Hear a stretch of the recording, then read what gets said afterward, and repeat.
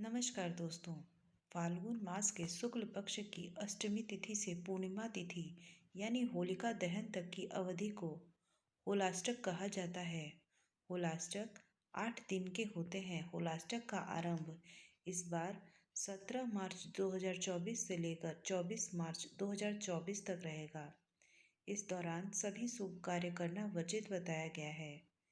इन दिनों मुंडन, विवाह, गृह प्रवेश, सगाई, नामकरण, नए कार्य की शुरुआत नहीं की जाती, क्योंकि इस अवधि में कोई भी मांगलिक कार्य करना अशुभ माना जाता है।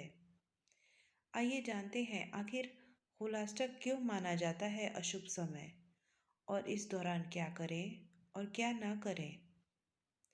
ज्योतिष शास्त्र के अनुसार होलाष्टक फाल्गुन की अष्टमी तिथि से पूर्णिमा तिथि तक की अवधि होती है। इस दौरान 8 ग्रह उग्र भाव में रहते हैं। अष्टमी तिथि को चंद्रमा, नौमी तिथि को सूर्य, दसवीं तिथि को शनि ग्रह, एकादशी तिथि को शुक्र ग्रह, द्वादशी तिथि को गुरु बृहस्पति, त्रयोदशी तिथि को बुध ग्रह, चतुर्दशी तिथि को मंगल ग्रह और पूर्णिमा तिथि को राहु उग्र और रुद्र अवस्था में रहते हैं। इसलिए इस दौरान कोई भी शुभ कार्य नहीं किए जाते।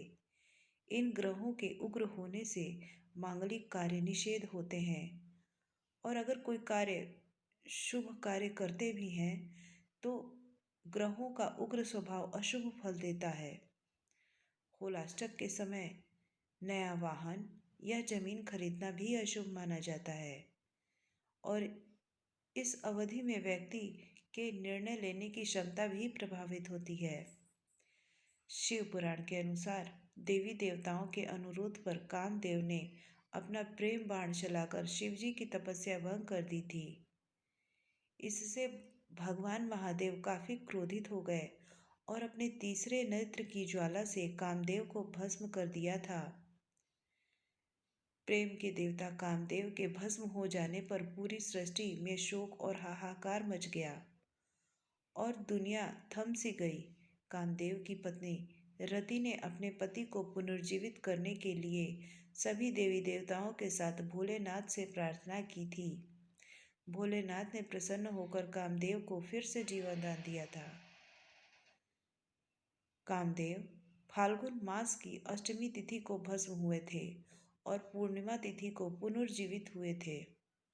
इस वजह से होलाष्टक के 8 दिनों तक कोई शुभ कार्य नहीं किया जाता है। तो आइए जानते हैं होलाष्टक में तब हमको क्या करना चाहिए। होलाष्टक में पूजा पाठ जब तब करना उत्तम माना गया है। इस अवधि में भगवान विष्णु या कुल देवी देवताओं की पूजा अर्चना करने से सुख शांति में वृद्धि होती है।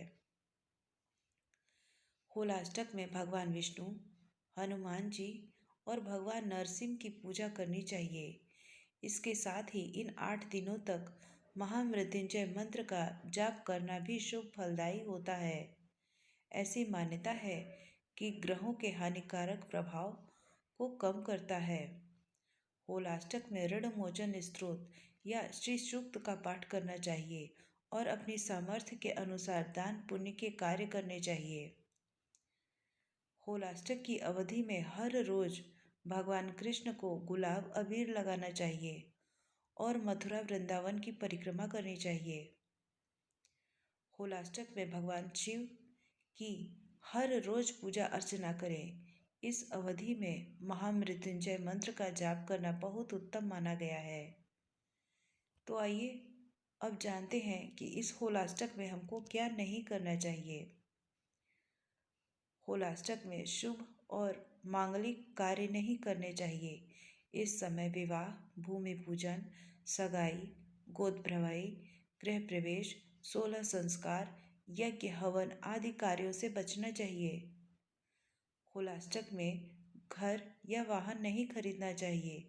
साथ ही नया व्यापार, नया निर्माण या निवेश करने से बचना चाहिए और यात्रा भी नहीं करनी चाहिए। विवाहितों को भी इस अवधि में मायके में रहना चाहिए। होलाष्टक में कोई भी प्रॉपर्टी खरीदने या बेचने से बचना चाहिए। ऐसा करने से आप ऐसा कार्यों को आप होली के बाद कर सकते हैं। वहीं अगर आप नौकरी में बदलाव कर रहे हैं तो होलाष्टक के बाद ही करिए। अगर ज़्यादा ज़रूरी है तो किसी ज्योतिषाचार्य की कुंडली दिखाकर ही उससे सलाह लेकर करें। दोस्तों, उम्मीद है आपको हमारी ये होलाष्टक की जानकारी अच्छी लगे तो कृपया हमारे इस चैनल को लाइक और एक सब्सक्राइब अवश्य ही करिएगा। धन्यवाद।